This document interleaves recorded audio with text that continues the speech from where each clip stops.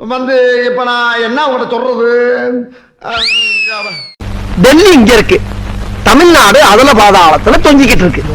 இதுக்கு நான் என்ன சொல்ல வரேன்னா, இங்க இருக்கக்கூடிய தமிழ்நாட அனுமார் சஞ்சீவமலை தூக்குன மாதிரி அப்படியே அலேக்கா ஷிஃப்ட் பண்ணி டெல்லிக்கு பக்கத்துல வச்சுட்டோம்னா அவன் கொடுக்கக்கூடிய முழு அதிகாரத்தையும் முதல்ல நம்ம வாங்கிக்கிட்டு மிச்சம் மீதியை பூரா பக்கத்துல இருக்கிற பூரா கொடுக்கலாம். டேய், நம்ம கட்சியில சிறப்பா வரமாட்டேன்னு மம்பு பண்ண ஒரு 5 பேரை வழக்கு டைமா சத்தமா எங்க அவனுங்க இந்த வந்திருக்காங்க. வாங்க வாங்க வாங்க தலைவரே, தூத்து வந்தாலும் கட்டுப்போட கால விழுறீங்க. எந்திரிங்க. இந்த பாருங்க, உங்க மனசுக்குள்ள மரண பீதி இருக்கிறது என் கண்ணுக்கு கண்ணாடி மாதிரி அப்படியே தெரியுது. அதே பீதி என்கிட்ட ஹெவியா இருக்கத்தான் செய்யுது. அதை வெளிக்காட்டிக்கிறாம நம்ம அரசியல் பண்ணணும், புரியுதா? சரி தலைவரே. அதுக்காக தலைவன் எல்லாம் அத்து விட்டு ஓடிடப்படாது. அட்டாக்கு அதிகமாகிறப்ப ஒரு முடிவெடுத்துரும். சரி, நிதி எதுவும் கொண்டாந்தீங்களா? நிதி கொண்டாடலாம், மனு தான் கொண்டாடுறேன் தலைவரே. மனு மட்டும் தானா?